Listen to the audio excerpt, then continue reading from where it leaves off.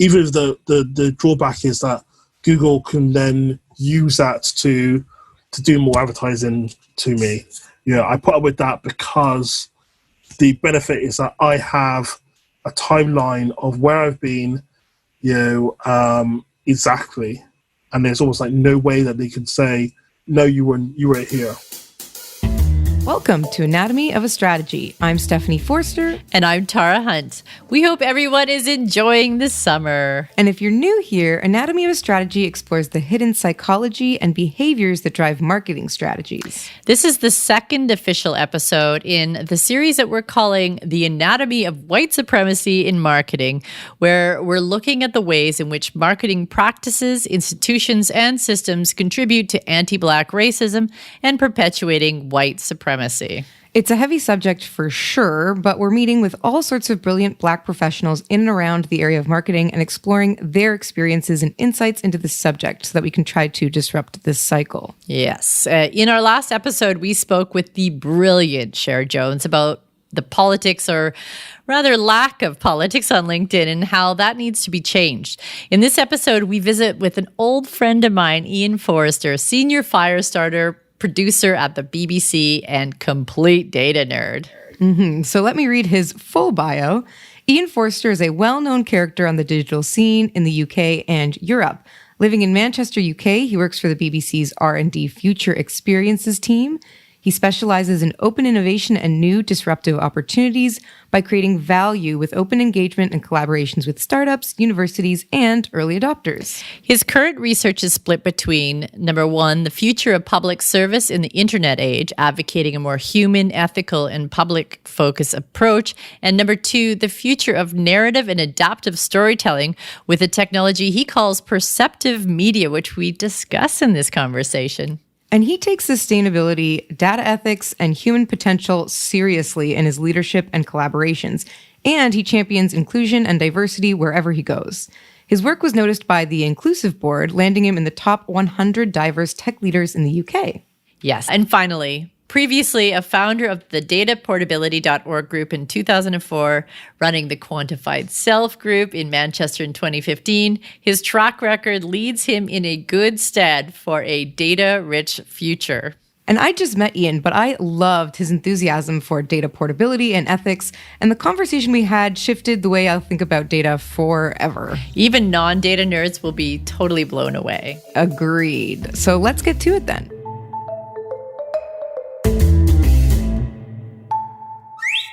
So when we sat down with Ian a few weeks back, we spent a lot of the initial conversation catching up. I mean, I've probably known Ian for about 13 or 14 years now. I mean, we've hung out in many places. The UK, of course, where he's from, but also in the US and other parts of Europe. I've even been drunk with him several times. And I've probably said some incredibly embarrassing things to him in my inebriated state. But one of the first things I addressed when I reached out to ask if he'd join us on the podcast was that I had never brought up the topic of race in these conversations. Even when you were drinking? That's kind of hard to imagine. So how did you avoid that big topic? I guess my white fragility ran so deep that even I buried it when I was drinking. Him and I talked a lot about gender. He was terrific to talk with about discrimination in tech. And I knew this was really because deep down, I acknowledged that he and I shared these experiences. I guess maybe I was waiting for him to bring it up. I mean, that's weird, but I think I'd probably have done the same thing.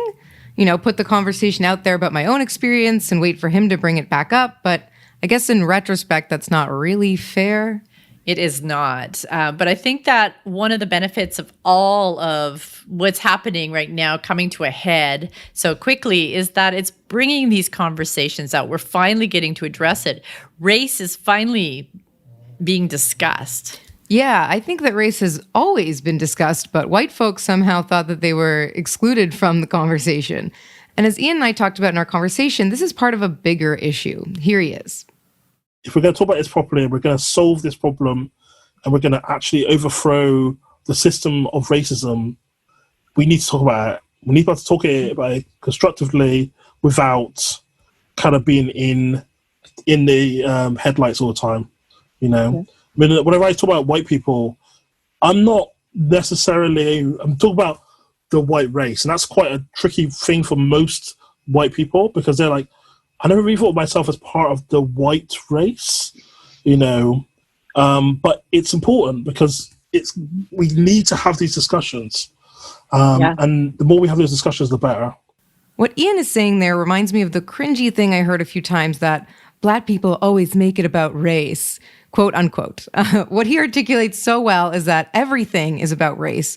We just defaulted to whiteness somehow along the way and forced people like Ian to have to bring it up to get issues addressed. And we can all relate to this because, I mean, you and I, Steph, we get the, you always make it about gender microaggression if we bring up the lack of women on a panel or around the boardroom table. Totally. And it's really very isolating and works to keep him and others silent in so many situations. But with everything that's happened this year, the silence is really starting to break. Very much so. When Ian told us about his experience around this at work, my heart sank. Let's go to him. What happened with me when I saw George Floyd die, the murder of George Floyd, was I was kind of like another Black man in America dead, another Black person dead. It's never going to end. I mean, the thing that hurt me was I kind of loved Minneapolis, and I spent lots of time there, and I really enjoyed it. And it was like, oh my goodness, this place is tainted for me forevermore. But then I saw the Amy Cooper, and I was just like, I was outraged, and it made me very angry. But I also went through those kind of phases, those stages of grief. But one of the things that kind of got me was that obviously everyone's now on Zoom, or everyone's locked down in the UK. So I really needed people to just turn around and say, "Are you okay?" I just seen this thing. Are you okay? And it wasn't until I don't know if you know her. Her name's Alex Sansino, Alex DS. She's IoT Watch on Twitter, and she sent me an email out of the blue, and it just said, in the subject, it said, "BLM, are you okay?" And that was it. I just started crying. I was like, I replied to her and said, "Oh my God, you're the first person besides my family, who's turned around and asked me, am I okay?" And so I had a presentation planned for like 2 days later, and at the beginning of the slide deck, I put a picture of the protests and Black Lives Matter, and I just had to say, look, this is happening. This is important. This is not, wake up, say something, because your silence is not adding. It's making it worse. It's helping the system. And I think a lot of my colleagues were in the same position as you. They were like, "Oh, I wanted to reach out. I really did, but I didn't know what to say." And it's once again kind of like internalizing what would happen to them, rather than And so I've kind of said, look, I understand, but it's really important that I break your fragility, because the fact that we don't talk about this at work. I mean, there are a few colleagues that I do talk to about this at work, but most of them, and it's important. There are people who I do think are. I mean, it's hard because it's hard to say racist because people instantly jump to this kind of like neo-Nazi. We used to have a thing called the National Front and stuff like that, kind of approach. But by saying zero, you're adding to that, and I'm starting to come around to the fact that I've come around to the fact that you are more likely to be part of the All Lives Matter. Don't see the problem, don't get it, kind of, and you might as well be marching with the National Front. I've heard the phrase, "your silence is violence," more than a few times of late, actually. Yeah, that's what has really hit home for me. So once again, I think we can safely say that this conversation is out and needs to stay out. Like the cat is out of the bag, and you know how much I love cats. I do know how much you love cats, Steph.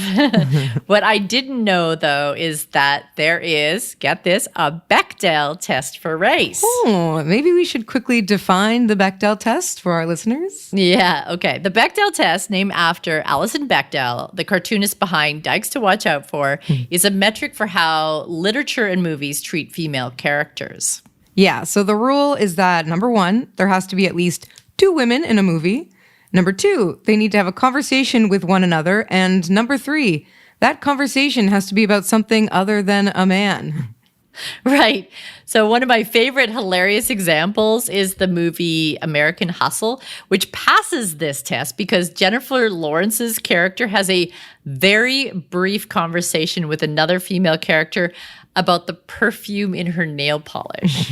Brilliantly bad. Right? And Ian refers to the Bechdel test when it comes to Black representation in media. Yeah, I man, you know, it is that default. The default is white, and the default is when there's, a person on screen, they're white. If they're not white, then they're deliberately, a certain race for a reason, usually to emphasize some kind of stereotype or some subtle stereotype. And it's interesting because what's her name? There's the thing where, you look at movies and you work out if they are the Bechdel test. Yes, that's right. And there's one one for race as well. And if you start to apply that to advertising, oh boy, it just feels like you got all these people that are just literally accessories. They're accessories to the plot, accessories to the other people, and it doesn't feel good. It really doesn't when you start to look at it that way. That Bechdel test for race is actually several tests.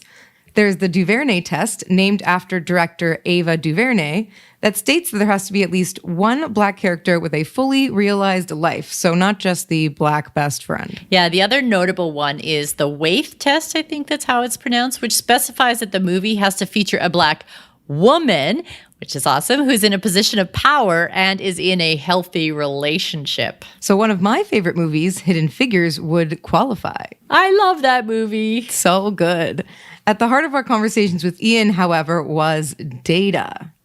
As we mentioned in the intro, Ian is a complete data nerd and has been working around advocacy of data portability and ethics for so many years. So this is where we really got into some of the most mind-blowing insights. Indeed. But to set this up, Ian brought one of the biggest underlying concerns that Black people have around privacy, which is that the implications of losing that privacy all too often end in violence.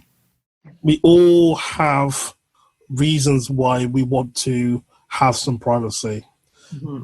But your point is that it's clear that when someone of color interacts with the authorities, usually excessive force is used.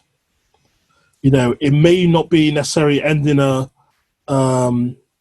in death, but even just about a week ago, maybe just over a week ago, there was a Black man and his son were cycling through the countryside, and the police were called to someone got stabbed in a few fields along or something like that, and so a plainclothes policeman shouted at them to stop. Now it's a plainclothes policeman, so they're like, and obviously they're quite far away, so they run after them, tackle them to the floor, and then point tasers at them, and it's like this level of force is always excessive, and that's the difference. So, where someone who's like, I'm privileged, I don't need to worry about this stuff.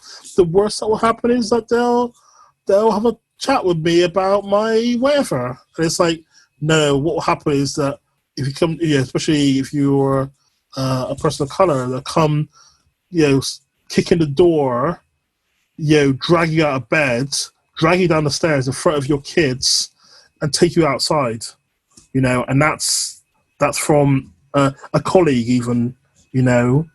It's like the level of excess is extreme, and then you add on top of that, if you do end up in court, what happens next? Does the court suddenly, because you're a person of color, then looks on it much more strongly than if you are, a white person who's just like, I don't know what happened. I'm sorry, I'd say that privacy is not a privilege awarded to Black people and is taken for granted by too many white people. I feel like I can be pretty cavalier about my privacy, which is too easily exchanged for convenience because of that privilege.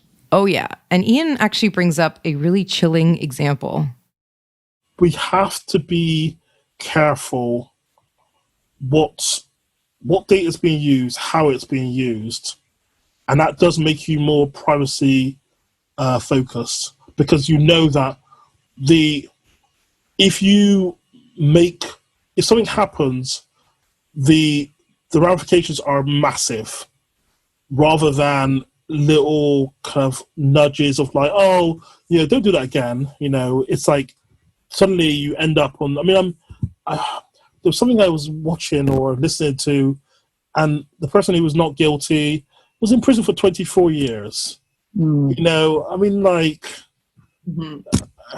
things happen because the Central Park 5, right? Yes, yeah, exactly. The kids who just happened to be in the park at the same time, not even near where the woman was jumped and raped. Yeah. And the more data they have, the more that they have to use against you, should they choose to. Even if they can construe the data, even if they can, manipulate it in a certain way, which is very easy to do. That's a huge, huge problem. Absolutely. I think one of the things that I'm very focused on, so it's interesting because I don't really know what I've been up to recently, but one of the things that I've been very interested in is one of the things I'm focused on also is owning your own data. So I was involved with the data portability group, but now with GDPR, we can actually own our own data, and to be able to own it and to be able to hold it, to say, look, this is the original data. This isn't being manipulated with. This hasn't been played with, So even though, for example, Google does track me, I could turn it off, but I have it because actually it's useful to then go, look, what? This is where I was. This is where I was. You can see it. I've got a copy. This is it. It's important to me. Now, that may be too far for some people, but it's something that I think about, that I actually quite enjoy the fact that I do have that. Even if the drawback is that Google can then use that to do more advertising to me. I put up with that because the benefit is that I have a timeline of where I've been, exactly. And there's almost like no way that they can say, no, you were here. This is such a great point. I had not thought about Google as an ally. Yeah. That's powerful. That's a really powerful point. That's huge. That's amazing. Yeah, and if you think about, Google's an alibi, but only in a case, it's not the same in the US, right? It's only in a case where you are legally mandated to be allowed to have unmanipulated access to your data, right? That you can have that. That's pretty powerful. Yes, I think it's there's a number of these services that are now providing that data. Obviously, Google, Facebook, Twitter, and a few others did this kind of exchange of data that you can kind of move from one service to another. But I think that there's something quite powerful about data. and it's more powerful when it's in your hands. And if they're going to collect it, if the deal that I have to make is that advertisers get that data, or a certain amount of advertisers get that data, then I'm okay with that for this. For other stuff, I'm less okay with, but that's a choice that every person needs to make. Yeah, so that part really blew my mind. Yeah, data as an alibi, boom, like totally mind-blowing. But in order for this to work, owning your own data in its unaltered state is incredibly important. Mm-hmm. And Ian really brought that point home as well. So here's Ian again. I'm a big quantified selfer as well. I used to be. I did it. It's probably it's right after I met you. So I've got this ring, which is the mauve motif ring, not the aura. I've also got a pebble, which I'm not wearing right now. It's an old pebble. But they all talk Bluetooth. And they all talk Bluetooth to my phone. And the thing about Bluetooth and radio transmissions is that they can be captured in mid-flight. So one of the things that Lancaster University are interested in is how you can make this quantified data more useful to you. And so one of the things that I proposed to them was some kind of device which just hoovers up the data that you allow from the devices that you allow.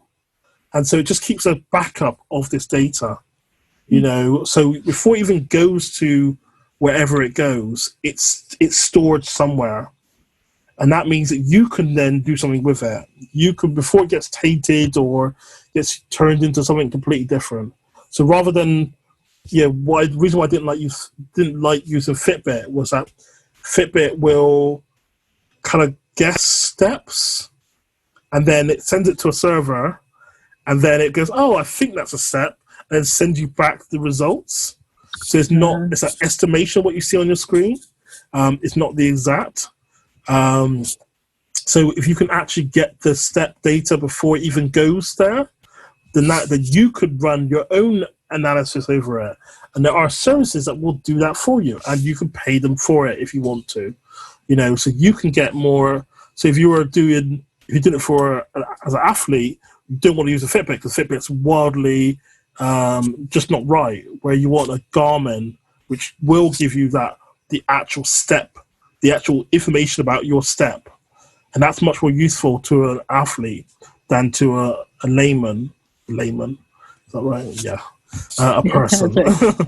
All right. But yeah, I think there's these things that are useful and could be done so that the data could be useful to you, and you can then choose if you want to share it with an advertiser. So I'm happy. I'm not against advertising.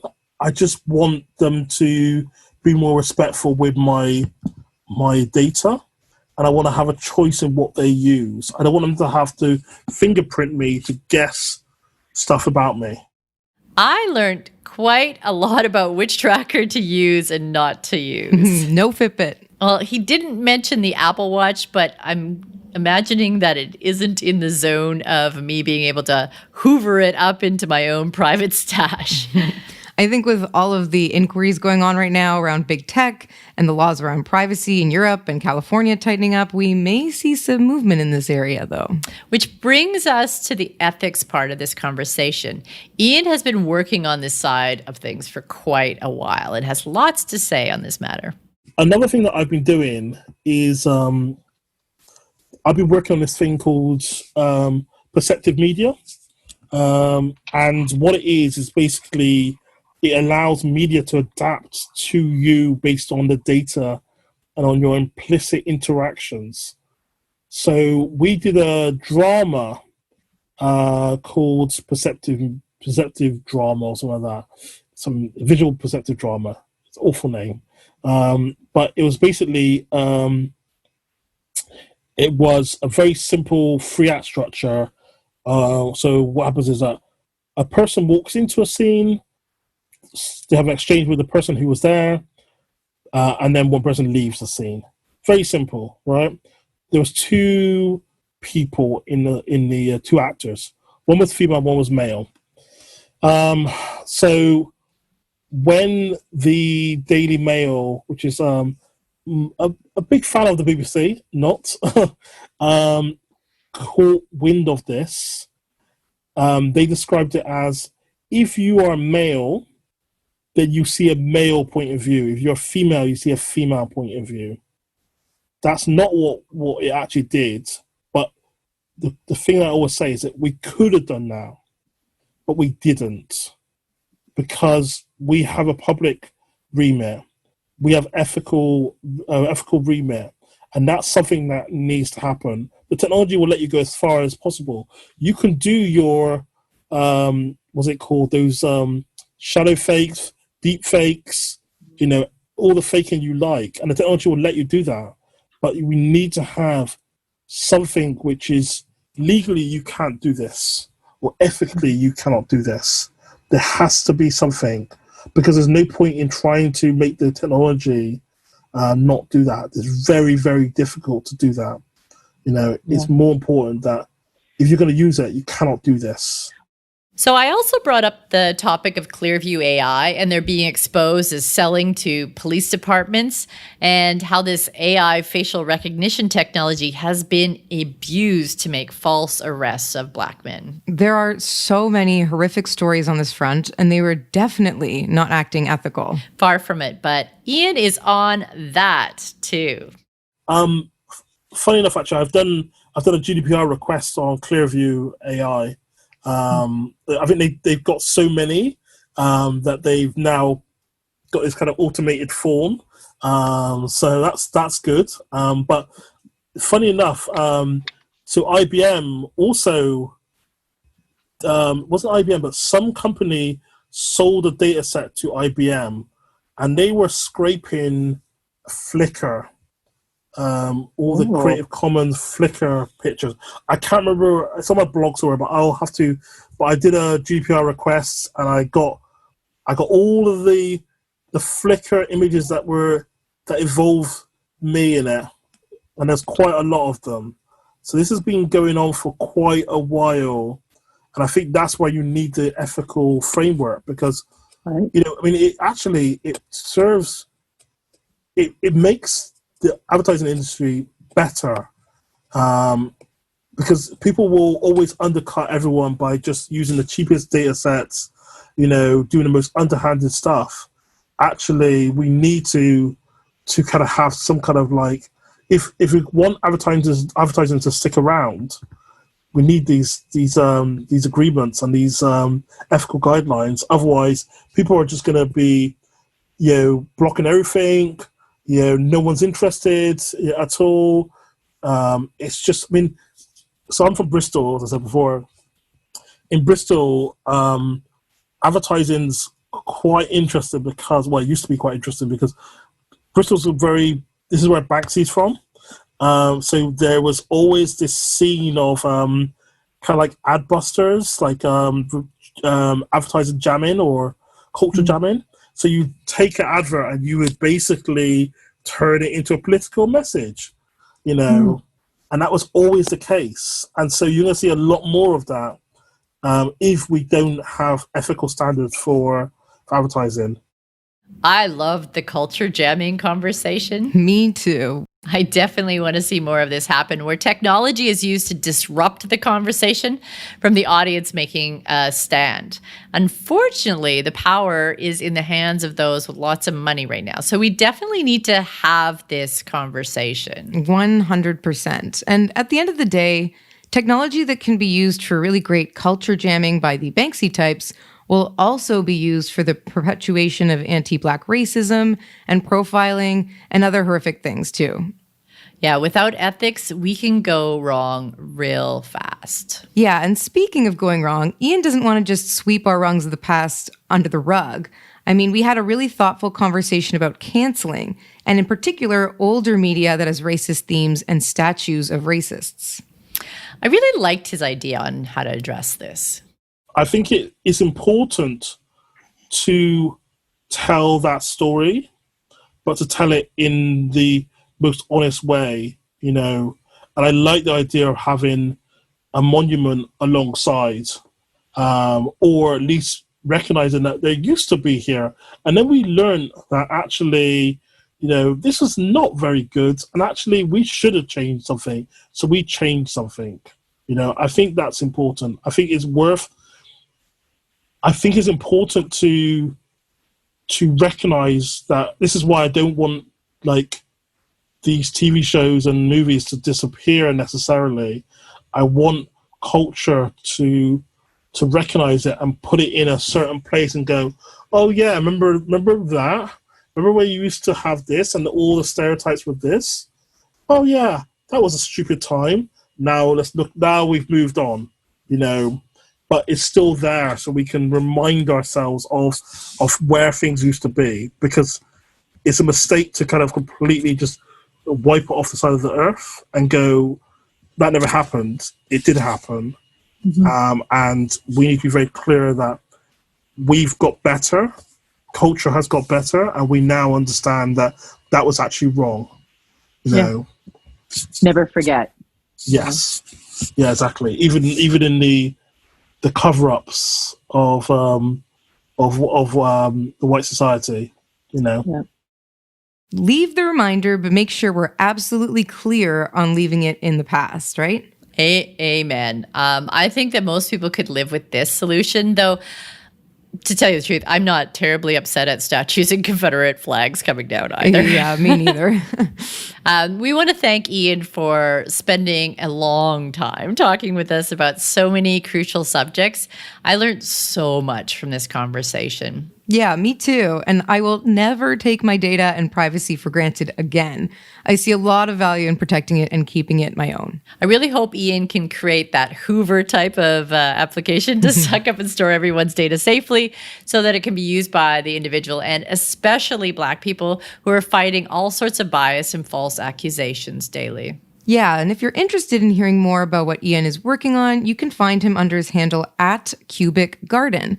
His blog, which he still writes on frequently, is also cubicgarden.com. Now, join us in a few weeks when our guest, Danica Nelson, talks about how representation made all of the difference as she was coming up in the industry. Yeah, I'm really looking forward to that one. So thank you to our content manager / guest wrangler, Emma Samal, our audio engineer and editor, Joe Pacheco, and our incredible staff at Truly Inc. who helped these stories come alive. The show is written and hosted by Tara Hunt and me, Stephanie Forrester. If you enjoyed this episode, there are many more to come. So please also let us know what you think. If we missed criticisms, comments, bring it on. We want to hear from you. Subscribe to us on iTunes or wherever you listen to podcasts. Send us your feedback, ideas, suggestions, and yes, even your complaints on Twitter. The podcast is found at Anatomy of a Strat, and I'm found at MISSROGUE, Miss Rogue. And I'm found at Stephanie F, STEFANIF. Also, rate and review us on Apple Podcasts. And share with your friends, colleagues, boss, family, anyone you think would benefit from listening. See you soon. Stay safe. Bye.